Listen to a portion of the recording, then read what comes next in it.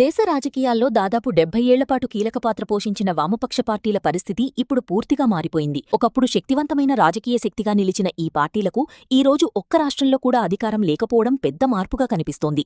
చివరి ఆశగా ఉన్న కేరళలో కూడా లెఫ్ట్ అధికారాన్ని కోల్పోవడంతో దేశవ్యాప్తంగా వామపక్షాల ప్రభావం గణనీయంగా తగ్గిపోయింది.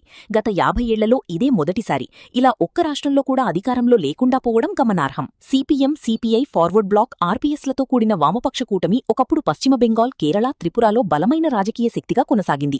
కానీ కాలక్రమేణా ఈ ప్రభావం క్రమంగా తగ్గిపోయింది. 1951-52లో జరిగిన తొలి సాధారణ ఎన్నికల్లో కమ్యూనిస్టు పార్టీ గుర్తింపు పొందింది. 1957లో కేరళలో ఈఎంఎస్ నంబూద్రిపాద్ నాయకత్వంలో ప్రపంచంలోనే ప్రజాస్వామ్యంగా ఎన్నికైన మొదటి కమ్యూనిస్టు ప్రభుత్వం ఏర్పడింది. అయితే తర్వాత కమ్యూనిస్టు పార్టీలో చీలికలు వచ్చి సిపిఐ, సిపిఎంగా విడిపోయాయి. అయినప్పటికీ కొన్ని దశాబ్దాల పాటు రాజకీయాల్లో తమ ప్రభావాన్ని కొనసాగించాయి. 1977 నుంచి పశ్చిమ బెంగాల్లో వామపక్షాలు దాదాపు 34 ఏళ్లపాటు నిరంతరాయంగా అధికారంలో కొనసాగాయి. జ్యోతిబసు ముఖ్యమంత్రిగా 23 ఏళ్లపాటు సేవలందించారు. త్రిపురలో కూడా 1978 నుంచి వామపక్షాల పాలన ప్రారంభమై 1993 నుంచి 2018 వరకు 25 ఏళ్లపాటు నిరంతరాయంగా కొనసాగింది. ఆ సమయంలో లోక్సభలో కూడా వామపక్షాలకు మంచి ప్రాతినిధ్యం ఉండేది. ఒక దశలో 60 మంది ఎంపీలు కూడా ఉన్నారు.